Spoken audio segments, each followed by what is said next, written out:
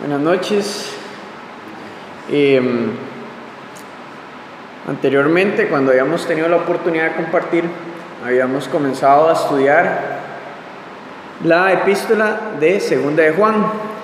Habíamos visto ya los primeros 3 versículos, la introducción y también la visión de conjunto, en donde veíamos la salutación de Juan hacia sus remitentes.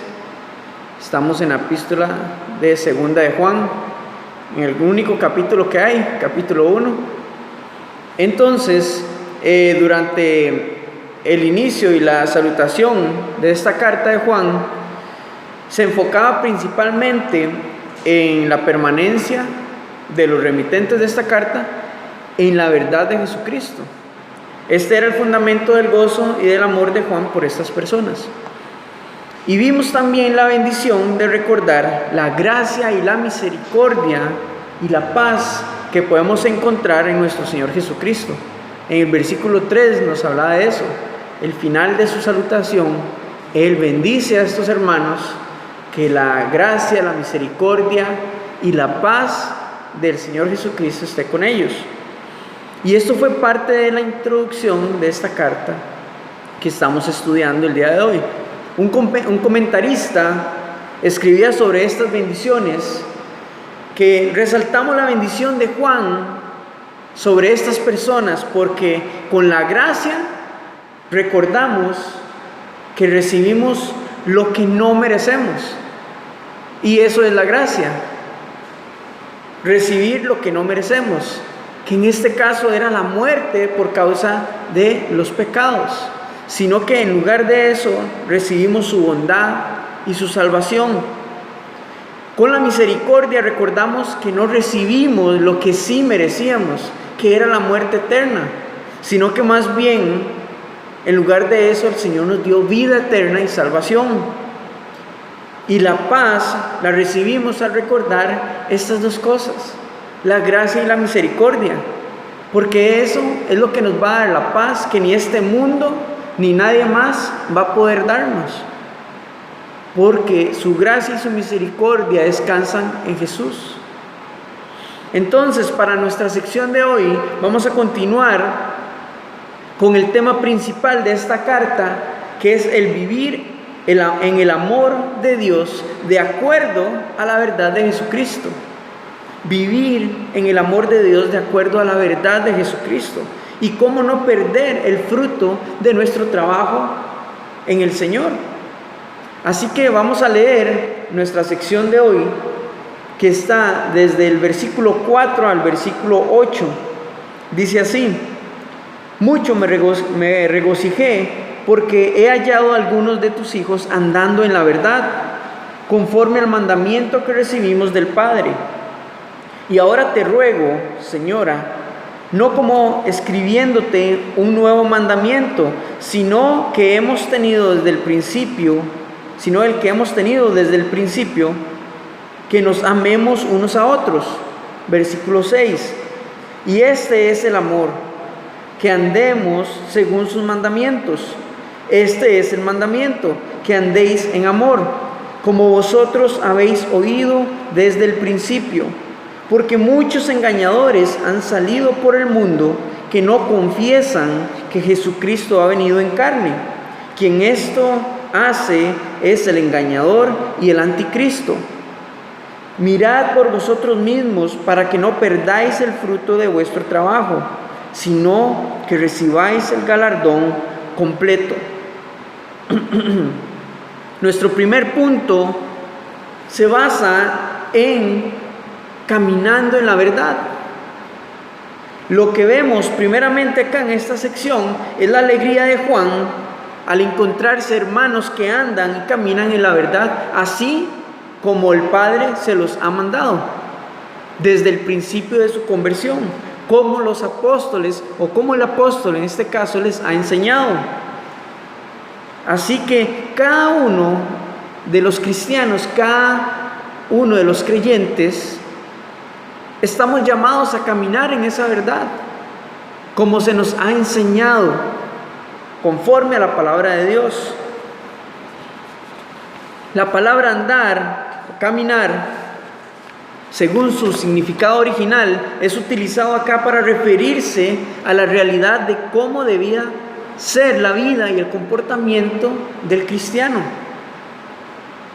Entonces, Juan se está alegrando porque ha hallado hermanos que viven y se comportan a diario como verdaderos cristianos, como personas que verdaderamente han recibido al Señor en su corazón. La misma palabra de andar o caminar es usada por Pablo en el libro de Efesios. Vamos a ir a Efesios capítulo 5. Efesios capítulo 5, versículo 8. Efesios capítulo 5, versículo 8, dice así: porque en otro tiempo erais tinieblas, mas ahora sois luz en el Señor. Andad como hijos de luz. Entonces, esta palabra utilizada acá nos habla muy claro de cómo debe andar el cristiano, el Hijo de Dios, como hijos de luz. Porque antes eran tinieblas, las tinieblas ya pasaron. Cuando Él viene a nuestra vida, trae de su luz admirable. Y somos llamados a ser como pequeños faros o reflectores de la luz de nuestro Señor. Esto es una afirmación de la verdad que cuando venimos al Señor, primeramente, hay una transformación total en nuestra vida y luego nos es encomendado a todo cristiano tener vidas que reflejen la luz de nuestro Señor. Entonces, ¿esto podemos aplicar a nuestra vida? Totalmente. Podemos aplicarlo diariamente en nuestra vida, pidiéndole al Espíritu Santo que nos examine de acuerdo al estándar de quien emana luz a nuestras vidas. ¿Y quién es el que emana luz en nuestra vida? Jesucristo. Entonces, el Espíritu Santo tiene un estándar, el estándar de Jesús, en el cual puede examinar nuestra vida de cómo estamos caminando, de qué estamos escuchando, qué estamos viendo, qué estamos creyendo. Y Él mismo viene a traer convicción en nuestra vida de cómo debemos de caminar, de cómo debemos comportarnos. La pregunta diaria que deberíamos hacernos es si estamos viviendo como hijos de luz o cómo estoy viviendo. Según lo que me dice la palabra de Dios, ¿cómo estoy viviendo? ¿Cómo es un hijo de luz? ¿Cómo es un hijo de Dios? ¿Cómo es un cristiano? ¿Cómo es su vida? ¿Cómo es su comportamiento constante y diario?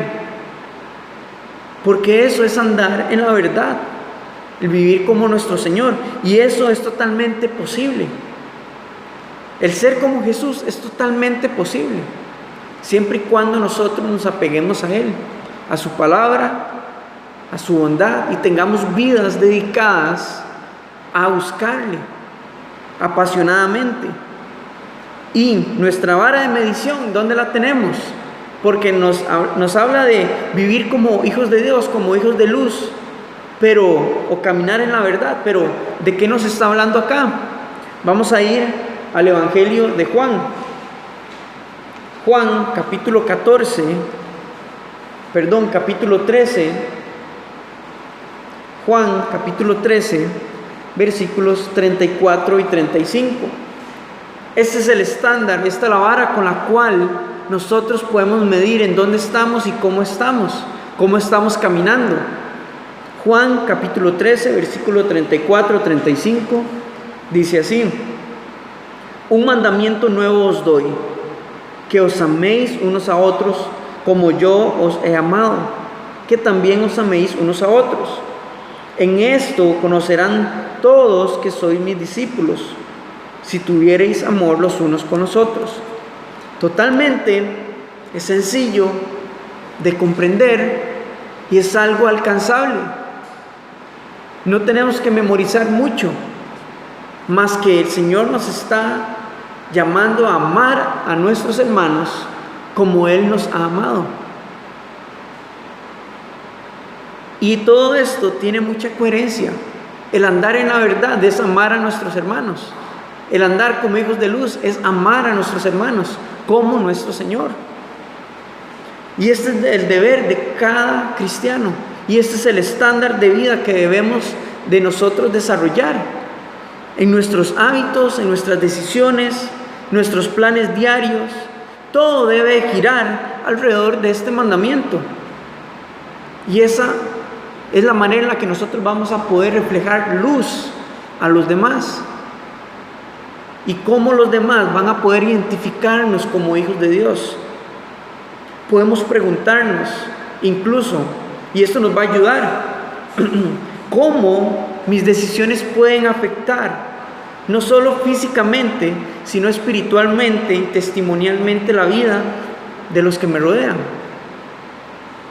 Porque en esto no es pensar egoístamente cómo estoy caminando, sino que ahora, para poder reflejar la luz de Dios, la luz del Señor a otros, debemos de preguntarnos cómo estoy reflejando esa luz, tanto entre los cristianos como con los que no conocen a Cristo. ¿Cómo estoy afectándolos? Y eso es parte de amarlos. Porque si usted sabe que hay algo que no es correcto, que el Espíritu Santo trae convicción a su corazón de que no es correcto, ¿para qué va a insistir en hacerlo? Si eso puede afectar a su hermano, tal vez en su fe, en su manera de ver a Dios, tal vez un hermano que está lidiando con la tentación, con la debilidad, y estas cosas pueden afectar nuestras decisiones. Nosotros, los que estamos caminando en la verdad, entonces debemos de tener esto en cuenta. ¿Cómo estamos caminando diaria y constantemente en estos mandamientos? ¿Estamos alineándonos o a veces nos cuesta y nos desviamos? ¿Nos cuesta amar? Humanamente sí, nos cuesta amar.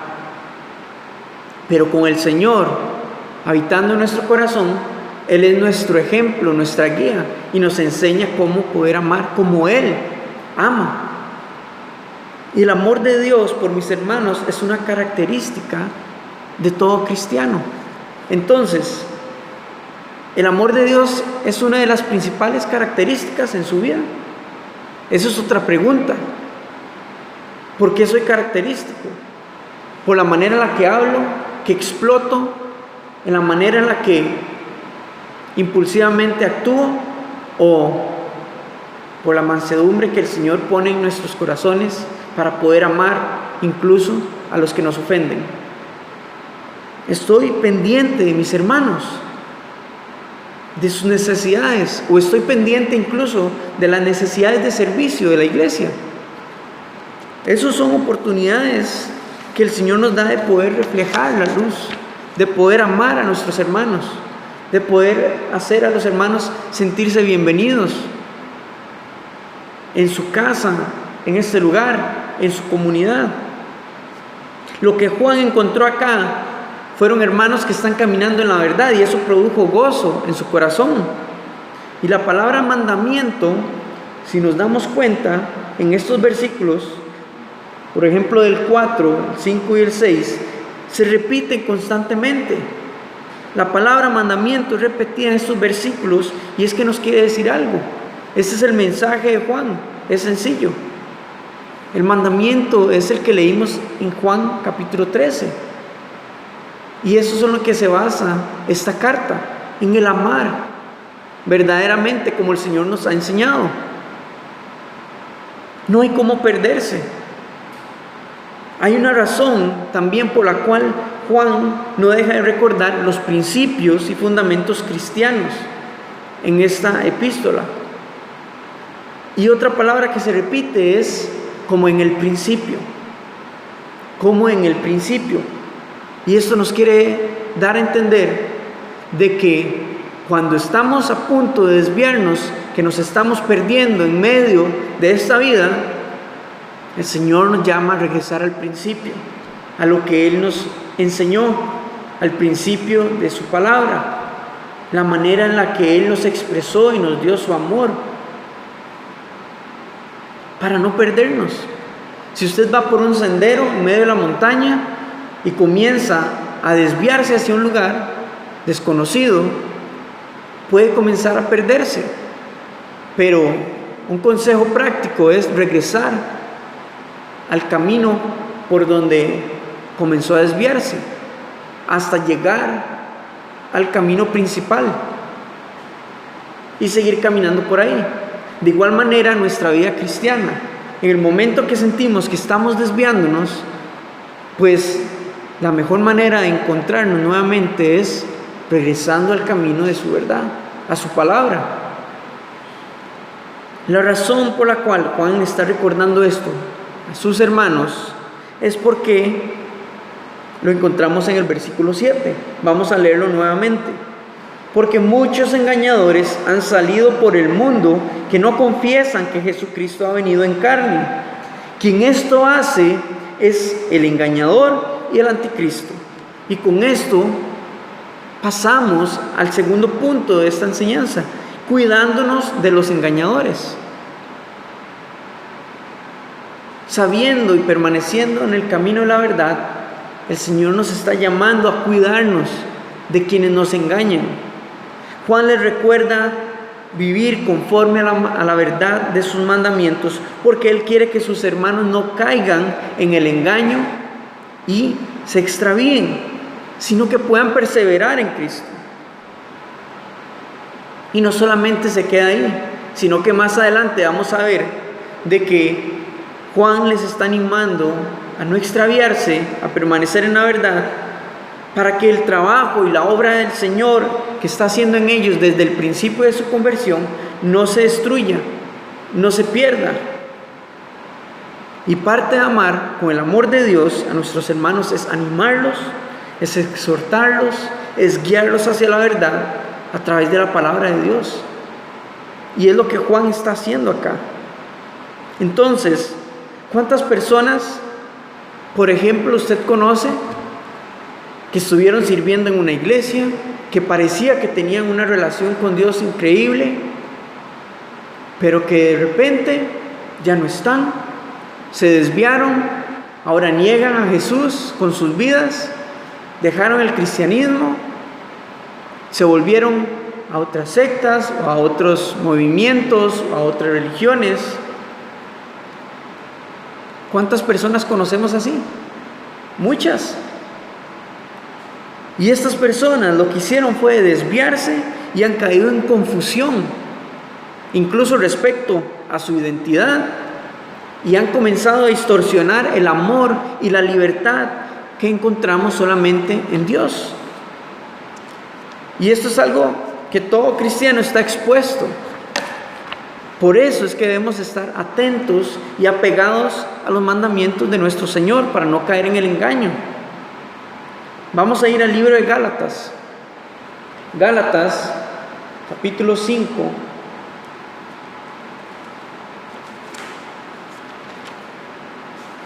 Gálatas, capítulo 5,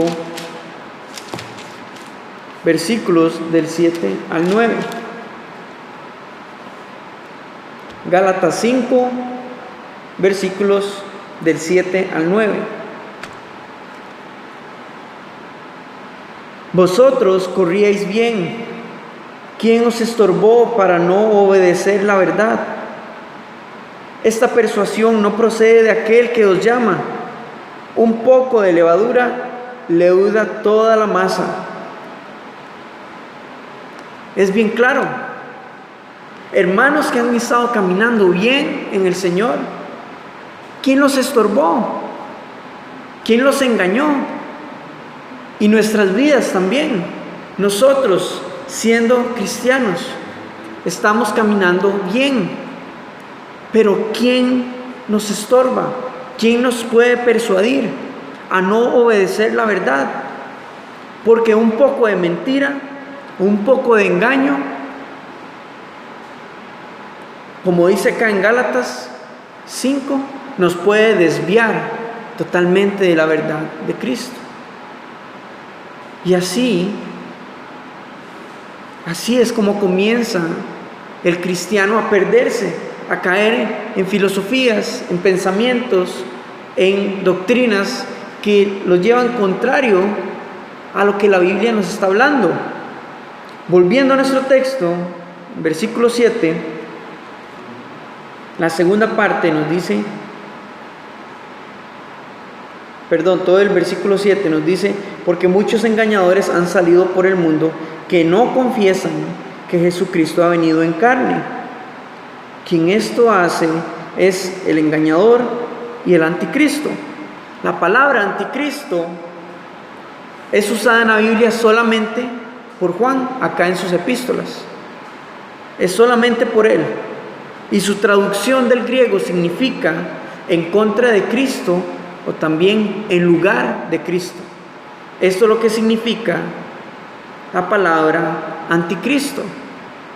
En contexto, a lo que se refiere es a un espíritu de engaño y de mentira que va totalmente en contra de la verdad de Cristo, que viene a oponerse y negando la deidad de Jesús como el Mesías. Esto es a lo que Juan se refiere acá, del anticristo. Lo que nos expone acá es la situación que vivía la iglesia en este momento con personas que eran predicadores y maestros, porque en ese tiempo era muy común que habían maestros y predicadores que viajaban de ciudad en ciudad predicando acerca del Evangelio, pero en ese momento comenzaron a salir nuevas y falsas doctrinas, distorsionando la verdad de las Escrituras. Y esta es una de esas, porque estos maestros, influenciados por el espíritu del anticristo, querían traer oposición al evangelio de salvación por medio de Jesucristo.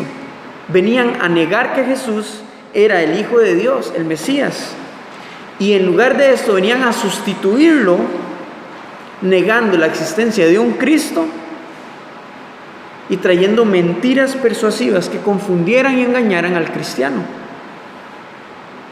Ahora, ¿le suena algo familiar a nuestra actualidad?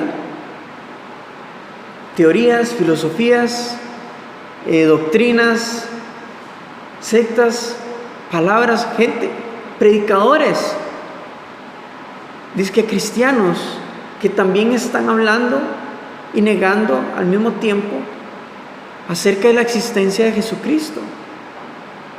Entonces esto no es algo nuevo, esto es algo que ya había sido anticipado. Y vamos a verlo en Segunda de Pedro. Segunda de Pedro, capítulo 2. Segunda de Pedro, capítulo 2, versículos del 1 al 3, nos dice: pero hubo también falsos profetas entre el pueblo, hablando del Antiguo Testamento, como habrá entre vosotros falsos maestros, que introducirán encubiertamente herejías destructoras, y aún negarán al Señor que los rescató, atrayendo sobre sí mismos destrucción repentina. Y muchos seguirán sus disoluciones, por causa de los cuales el camino de la verdad será blasfemado, y por avaricia harán mercadería de vosotros con palabras fingidas. Sobre los tales ya de largo tiempo la condenación no se tarda y su perdición no se duerme. Pedro lo había vivido, Pedro sabía que en el pasado había sucedido y ahora estaba anticipándole a la iglesia y a los cristianos de que iba a suceder.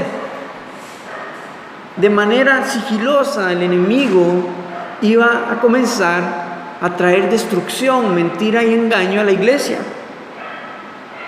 ¿Es más claro?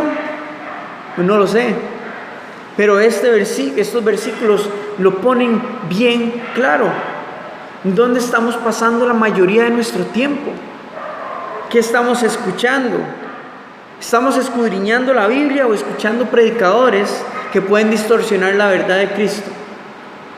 ¿Estamos escudriñando las Escrituras, la Biblia, o nos estamos afanando por ver cuál noticia y qué sucede al otro lado del mundo, qué sucede en Israel, qué sucede con la pandemia, cuántos casos, cuántas muertes, qué ¿Qué está pasando respecto a lo que habla del final de los tiempos?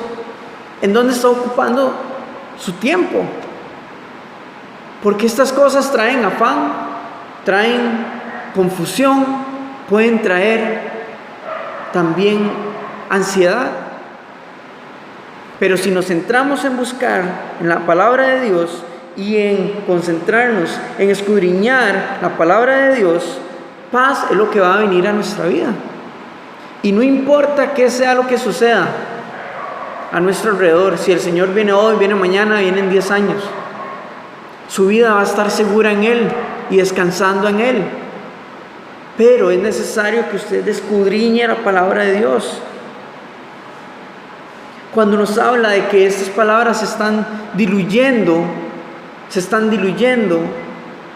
entre los cristianos, es como que usted agarre un vaso de leche directamente de la vaca y lo mezcle con 1 litro de agua.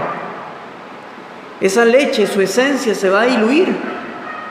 ¿Y usted qué prefiere? ¿Un vaso de leche de esta disolución de la leche o la esencia? Yo preferiría la esencia, porque lo otro me lo están diluyendo y me lo están distorsionando y me están mintiendo. Entonces, ¿qué está diluyendo la palabra de Dios en nuestras vidas? ¿Qué está diluyendo el amor de Dios en nuestras vidas? Esto puede provocar que seamos permisivos respecto al pecado. Tenemos que tener mucho cuidado. ¿Qué estamos escuchando? ¿Los engaños, la mentira? Porque ahora vamos a seguir con el versículo 8, que es el tercer y último punto de nuestra enseñanza. Cuidemos el fruto de Dios en nosotros. Dice el versículo 8: mirad por vosotros mismos para que no perdáis el fruto de vuestro trabajo, sino que recibáis galardón completo. El hecho de caminar en la verdad, en el amor de Cristo, en la verdad de su palabra, es una advertencia para que no perdamos el fruto de Dios en nuestras vidas. Es para que prestemos atención cuando estos falsos maestros se presenten ante nuestra vida, distrayéndonos de cómo vivir verdaderamente en el Señor, o incluso peor, que nos involucremos con ellos de alguna manera, porque estas personas vienen a inflar la verdad, a exagerarla. Muchos de ellos vienen a hablar más de lo que la palabra de Dios dice, o a quitarle lo que la palabra de Dios dice. Y la Biblia es completa, se interpreta a sí misma, no necesita de libros extras para ser completada. Ella es tal como es, completa.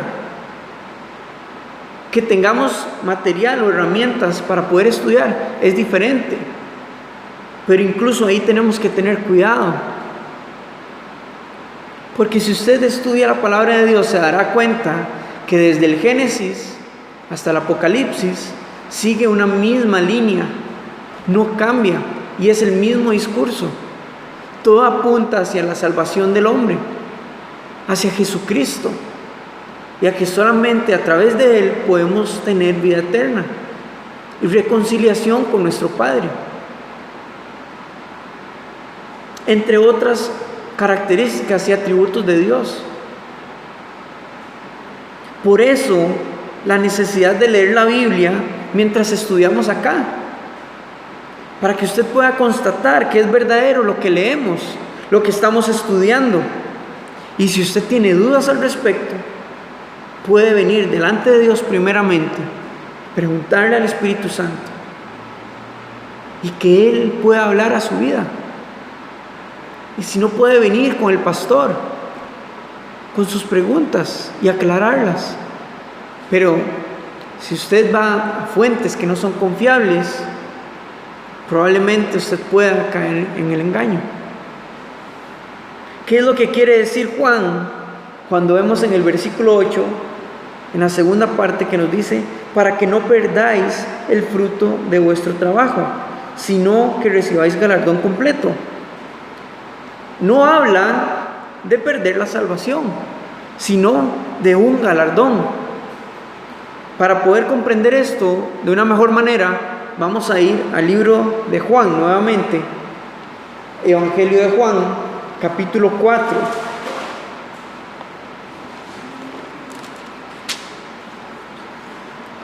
Vamos al Evangelio de Juan, capítulo 4, versículos 36 al 38. Juan 4, 36 al 38 dice así: y el que ciega recibe salario y recoge fruto para vida eterna, para que el que siembra goce juntamente con el que ciega. Porque en esto es verdadero el dicho: uno es el que siembra y otro es el que ciega. Yo os he enviado a cegar lo que vosotros no labrasteis. Otros labraron y vosotros habéis entrado en sus labores. Con esto que nos está dando a entender el Señor es que cada persona que entrega su vida a Cristo automáticamente está entrando en su labor, está siendo parte de su obra. Por lo que tenemos, aparte de una responsabilidad, un trabajo, tenemos una paga de nuestro jefe, nuestro Señor. Pero según lo que leemos acá, este fruto, esta paga, este galardón, no perece con esta tierra, sino que perdura eternamente. Entonces estemos atentos a no perder lo que el Señor ya ha hecho en nuestras vidas y lo que quiere seguir haciendo. Mis hermanos, debemos mantenernos enfocados en terminar bien nuestra vida acá en la tierra. Que nuestro servicio no es en vano, no perece, sino que aumenta o disminuye nuestro galardón. No vale la pena haber entregado nuestra vida totalmente al Señor, haber sacrificado cosas de nuestra carne y de esta tierra y de este mundo, para luego de haber venido y estar caminando en el Señor, manchar nuestro testimonio por simpatizar con quienes pisotean la verdad bíblica. No vale la pena simpatizar con cristianos falsos que siguen viviendo en la práctica del pecado una y otra vez, negando a Jesucristo en sus vidas, y que a pesar de múltiples llamadas de atención, de consejo, de confrontación, lo que hace es que endurecen su corazón y siguen viviendo y deleitándose en el pecado. No vale la pena seguir simpatizando con estas personas. No que los ignoremos y no volvamos a hablarles, sino que no vale la pena mezclarnos de tal punto o a tal punto que nuestra vida se vea involucrada en su pecado, en sus tinieblas. Porque eso es lo que pasa cuando estamos simpatizando con ellos o estamos involucrándonos con ellos. Miremos por nosotros mismos a quién estamos escuchando, qué predicadores estamos escuchando, estamos viendo, qué estamos replicando, qué estamos posteando en nuestras redes sociales.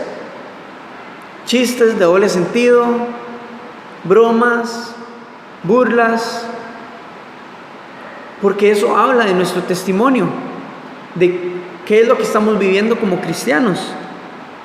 Cuando vamos a leer un libro, examine al autor, lleve paralelo con ello la Biblia para ver y comparar lo incorrecto y saber identificarlo, porque lo que nos alimenta verdaderamente solamente es la palabra de Dios. No que no leamos libros, podemos hacerlo, pero vayamos siempre con la palabra de Dios a un lado, que esta sea nuestra balanza. Lo que compartimos, lo que hablamos, lo que vivimos, habla de la profundidad con que escudriñamos la palabra de Dios. Todo cuanto nosotros vivimos, hablamos, expresamos, pensamos, compartimos con otros, habla de la profundidad con que escudriñamos la palabra de Dios. Y eso nos da veracidad de que verdaderamente somos hijos de luz, hijos de Dios, que estamos caminando en la verdad, conforme a su palabra. Entonces, que nada ni nadie nos estorbe de seguir diligentemente obedeciendo y caminando en la verdad. Que el fruto de nuestro trabajo en el Señor no se pierda, sino que perdure, sino que aumente, sino que crezca. Mis hermanos, cuando nuestro Señor regrese, que nuestro Señor nos halle caminando en su amor y en su verdad, conforme a su palabra. Amén.